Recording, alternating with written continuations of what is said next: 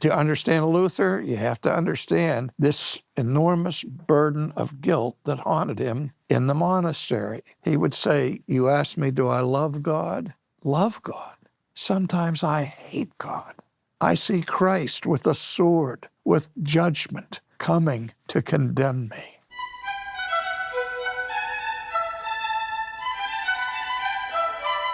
October 31st is a significant day in the history of the Church. It's the day that Martin Luther, a towering figure in the 16th century Reformation, nailed his 95 Theses to the church door in Wittenberg, Germany. As we approach that day, typically celebrated as the beginning of the Protestant Reformation, we will focus our attention on the life of Luther, the gospel that was rediscovered, and other important Reformation truths. Hi, I'm Nathan W. Bingham, and welcome to this Monday edition of Renewing Your Mind. Whether we know it or not, Martin Luther and the Protestant Reformation reshaped Europe, redirected Christian history, and recovered the truth of God's Word. We proclaim the good news of justification by faith alone, a glorious truth that Luther rediscovered in his study of Romans. This week, you'll be introduced to Luther, and R.C. Sproul will unpack that doctrine of justification by faith alone. You will also have the opportunity this week to own the complete series, Justified by Faith Alone, its study guide, along with the hardcover edition of The Legacy of Luther, a book edited by R.C. Sproul and Stephen Nichols, when you give a gift of any amount at renewingyourmind.org. So who was Martin Luther before he nailed his 95 Theses? Here's Dr. Sproul. I think one of the most interesting ways of studying church history is by focusing our attention on the people who made history. And when we think of the Protestant Reformation and the central importance of the doctrine of justification by faith alone, we think immediately of the role that was played by this Augustinian monk from Wittenberg, Martin Luther. And so what I want to do by way of introduction to our study of the doctrine itself is to look at the historical framework in which the controversy broke out, and also look, first of all, at the person of Luther to see how he was involved the way that he was in the Reformation. Luther, according to most experts, was born in 1483. Nobody's absolutely certain for sure of the date of his birth.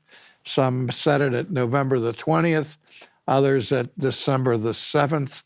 Maybe that's why that date is a date that lives in infamy, according to future generations. But Luther was born in a little town called Eisleben in eastern Germany. But one of the ironies of church history is that his family moved away from Eisleben very shortly after he was born. And so he spent the vast majority of his life outside of the town of Eisleben, but yet that's the town in which he died in 1546. But when we look at Luther as a person and look at his history, one of the things that jumps out is that he tended to have crises every 5 years, at least for a while, beginning in the year 1505. Luther was the son of a man who owned several mines and foundries in the area, Hans Luther. And though he wasn't extraordinarily wealthy, he was certainly not a peasant and had the funds to send Luther to good schools. And his dream is that his son would become a lawyer. And so Luther enrolled as a young man in the University of Erfurt, and there he studied law. And even as a student of jurisprudence, he was already gaining for himself a reputation for being a brilliant jurist, a brilliant student of law with a marvelous future ahead of him, which greatly excited his father. And then in 1505, after coming home to visit his parents, On the way back to the university at Erfurt, as he was nearing the city, there was a violent thunderstorm that took place, and a lightning bolt hit right next to where Luther was, and he was terrified, and he called out in horror, "Save me, Saint Anne," or "Help me, Saint Anne, I will become a monk." Saint Anne, who of course was the mother of Mary, the mother of Jesus, was in the Roman Catholic panoply of saints the special saint for miners and for those who were involved in dangerous enterprises such as mining. And so Luther, being terrified at that moment, said that he, if he survived this lightning bolt, would become a monk.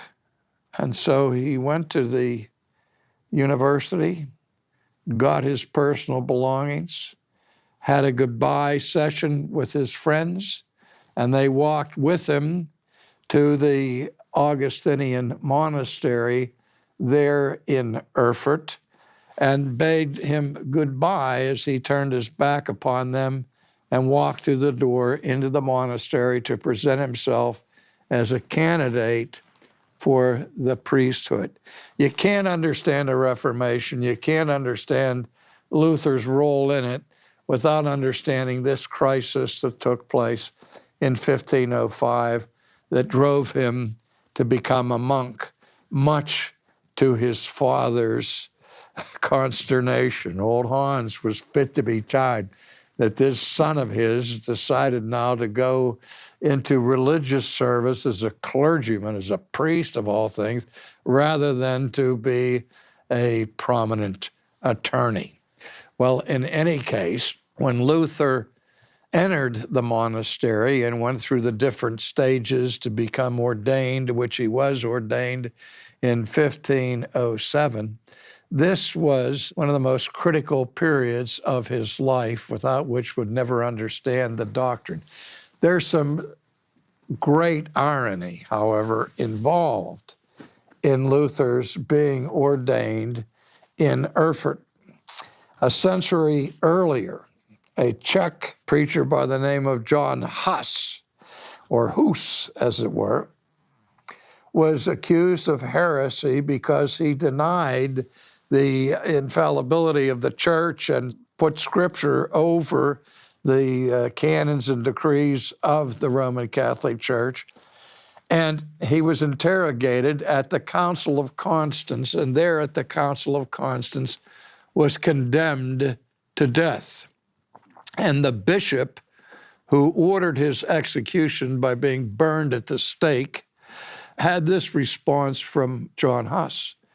Huss said, "You may cook this goose, or you may burn me, if you will, but there will come after me a swan whom you will not be able to silence." Again, John Huss's name meant goose, and so he said, "You can kill this goose, but there's going to come a swan that you're not going to be able to shut up."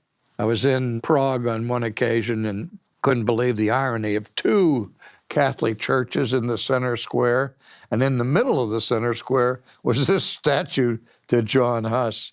And our guide was telling us the story of his execution. And he said, this is where, he pointed to a particular spot, he says, this is where John Huss was fired.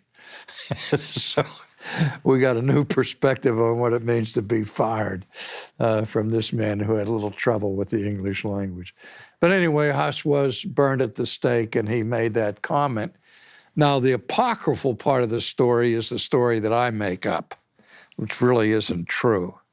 But what happened a century later is that when Luther was ordained there in the monastery at Erfurt, he was, of course, prostrate at the base of the altar and made his body in the shape of a cross, and there he was consecrated to the priesthood. And the man who was buried under the altar at Erfurt was the bishop who condemned John Huss to death by being burned at the stake. And so my apocryphal addition to that story is that when Huss said, "You can kill this goose, but there will come after me a swan whom you will not be able to silence," I have the bishop saying, "Over my dead body," because he really was ordained over that bishop's dead body. In the 500th anniversary of Luther's birth, all of Germany was adorned with giant posters with a picture of Luther against the background of a swan, because he was considered to be that swan that was foretold by John Huss. But of course, the years in which Luther was in the monastery were years of great anxiety, great stress, great torment.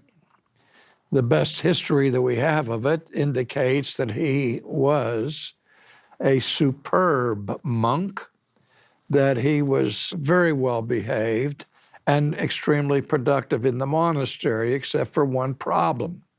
The monks were supposed to have daily confession with their father confessors. After they would go through the rigorous times of prayer each day, they would have a time set apart for entering the confessional and rehearsing the sins of the past day. And most monks would come in and, "Father, I've sinned," and would say that they coveted Brother Jonathan's extra bread at dinner last night or something like that. And in 5 minutes, the priest would get the absolution and he'd be out and back to work. Luther would go in and he would spend 20 minutes, a half an hour, sometimes 2 hours and more, confessing the sins that he had committed in the last 24 hours. I mean, you think about it, you're in a monastery, how much trouble can you get in 24 hours?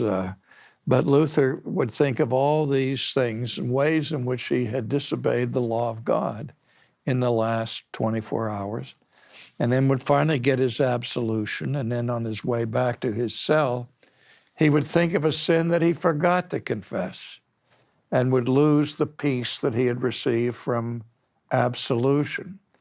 Now, some historians have looked at that procedure in Luther and considered it evidence that the man was insane, that he was crazy, to have that kind of a guilt complex that he would spend so much time confessing his sins every day. And we know that at that time, Luther was a haunted man about his guilt. But at the same time, you have to understand that he had the mind of a lawyer. And he would study carefully, with great scrutiny, the law of God. And then he would measure himself against that law. And he would realize that he was sinning against the law of God every minute. Here's how Luther would think. He would say, the Bible says the great commandment is thou shalt love the Lord thy God with all your heart and all your mind and all your soul and all your strength and all that, and your neighbor as much as you love yourself. Well, nobody does that. And so who gets exercised about it? Well, Luther would think like this and say, well, if that's the great commandment, then the violation of that great commandment must be the great transgression. And so Luther would go to his cell and he would beat himself up physically with self-flagellation, and he would enter into periods of fasting that were somewhat extreme, trying to get peace from the guilt that he was experiencing for breaking the law of God. I haven't kept the great commandment since I got out of my bed this morning. I haven't loved the Lord my God with all of my heart, and all of my mind, and all of my strength, and all of my soul a single day in my whole life.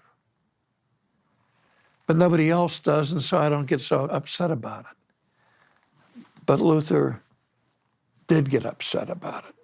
So much so that his confessor would get frustrated with him and say to him, Brother Martin, if you're going to come to the confessional, come with something serious. Here, come with some real crime against God instead of these peccadillos that you're always reciting there. But again, to understand Luther, you have to understand this enormous burden of guilt that haunted him in the monastery. He would say, you ask me, do I love God? Love God. Sometimes I hate God. I see Christ with a sword, with judgment coming to condemn me. Many people believed in the church that an extra bonus for getting into heaven was to go to a religious vocation, and thinking that by being a monk and consecrated to this religious vocation, that would help him get into heaven. But he wasn't getting any peace from it. And then the next crisis came in 1510, 5 years later. To Luther's unadulterated joy, he was informed by the leader of the monastery that he, along with one of his fellow monks, had been selected in behalf of the monastery to make a visit to Rome to carry out some business for the monastery. And so that these two men were chosen to represent the monastery at Erfurt. And they basically walked the whole way from Germany to Rome. And Luther was so excited because one of the most significant things you could do to acquire salvation was to make a pilgrimage. And the two great sites of pilgrimages were Jerusalem and Rome. And so Luther now was going to be able to go personally to the holy city. And that was worth a huge number of indulgences, which concept we'll explore more later. And though he was still alive and not in purgatory, he couldn't apply the indulgences he would get from this pilgrimage to Rome to himself. He decided to devote this pilgrimage, this trip to Rome, to his grandparents. And so finally, after months of travel, he and his partner arrived in Rome. And it was an experience of raw disillusionment. The first thing that upset him was the immoral lives of the priests in Rome, who openly were involved with prostitutes, both male and female, and that the moral and sexual corruption of the Roman priesthood there in the city was not a secret behind closed doors, but it was openly. It was one big orgy from Luther's perspective. Secondly, the way in which the priests were selling their services for reciting the Mass. They would be paid so much money for saying a Mass. And in order to enhance their profits on that, they would say the Mass as fast as they possibly could, showing no reverence to the elements of the Mass, but simply doing the Mass for personal gain. And Luther saw that and was devastated because in his estimation, before he got there, he said, this is Mecca from a Christian perspective. This is where the holiest of holy men are to be found. At the time, presumably Julius II was the Pope, who even from Roman Catholic historians' evaluation was one of the most corrupt of all popes. He was a Borgia Pope. And he had had the plan of building a new cathedral or basilica, which would house the bones of St. Peter and St. Paul. And so he undertook this massive building project to build a new cathedral or basilica, but he ran out of money. And so the foundation was built, and then it became overgrown with weeds and so on. And the building project was abandoned until later on, until Julius's successor, Leo X, came into power. But we'll see that a little bit later. But the third event, and the most decisive event that got to Luther when he went on his visit to Rome, was his visit to the sacred stairs that were in the Lateran Church, which was the previous basilica for the Pope's headquarters. In the Lateran Church was this set of stairs, I don't know, 29 or so many stairs long. And these stairs were part of the judgment hall where Pontius Pilate sat to hear the case of Jesus, and that Jesus presumably walked up and down these stairs during his trial. And so these sacred steps in Jerusalem were rebuilt in front of the Lateran Church. And this became the central point of visit for those who were doing pilgrimages to Rome. Because the idea was that if you could go up these stairs on your knees and on each step recite an Our Father and a Hail Mary, go to the next step on your knees and recite the Hail Mary and the Our Father, and you did that on every step till the top, you would get a certain amount of indulgences that you could use for your family to get them out of purgatory or to reduce their time in purgatory. So Luther, having made this journey to Rome, wanted to go up the stairs on his knees and perform this ritual for the sake of his departed grandparents. Now, if you've ever been to Rome, you know that those sacred stairs are still there at the Lateran Church. I don't know exactly how wide that staircase is. I'm guessing 8 to 10 feet. It's not a narrow stairway. It's a wide stone stairway.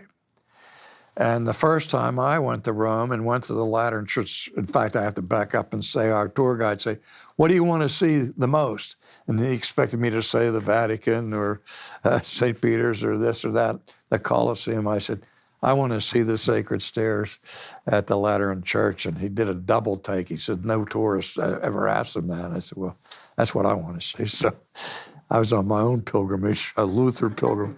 But anyway, I got to the site. And I wanted to go up the stairs. And I looked, I couldn't get near the stairs. Every square inch of those stairs was occupied by somebody on their knees with their rosaries, doing their ritual. And on the wall next to the stairs was this plaque that announced how many indulgences going up this staircase would be worth. Now, we're talking 20th century, 21st century. We're not talking 16th century. And those who think that all of that is gone, all I have to do is go to the sacred steps and you'll see that that practice is still alive and well. And so Luther, in any case, when he got there, he went up the stairs on his hands and knees. And when he got to the top, he stood up and he mumbled to himself these words, "Who knows if it is true?" He had a crisis of whatever faith he had. He had done all the things that the church required of monks and priests to do, and he still had no peace, no hope, no sense of redemption.